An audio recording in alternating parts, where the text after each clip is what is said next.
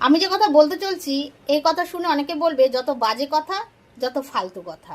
কিন্তু যারা মানে তারা কিন্তু এই জিনিসটা করে থাকে। আমরা দেখব প্রায় এই দোকানে, যার দোকান আছে তারা কিন্তু লেবু লঙ্কা সিঁদুরের ফোঁটা দিয়ে দোকানের সামনে ঝুলিয়ে রাখে, বা কারোর বাড়ির সামনেও কিন্তু অনেকে ঝুলিয়ে রাখে।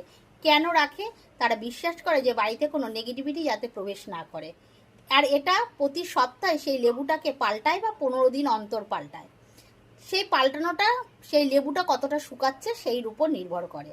কিন্তু তার সাথে যদি আপনি আরেকটি কাজ করেন, তাহলে কিন্তু আরও বেশিভাবে আপনার বাড়ি বা দোকানকে প্রোটেক্ট করবে। সেই জিনিসটা হলো, একটি লাল কাপড়ের মধ্যে কিছুটা আপনি কর্পূর নেবেন। কর্পূর নেওয়ার পরে কিছুটা কালো সর্ষে নেবেন, 3টে শুকনো লঙ্কা নেবেন, 3টে গোলমরিচ নেবেন, 3টে লবঙ্গ নেবেন। এটা নিয়ে আপনার বাড়ি বা দোকানের ভিতরে রাখবেন। ভিতরে এক কোণে আপনি সেই জিনিসটা রেখে দেবেন। এবার এটি আপনি 7 দিন অন্তরও পাল্টাতে পারেন, 21 দিন অন্তরও পাল্টাতে পারেন, 11 দিন অন্তর পাল্টাতে পারেন।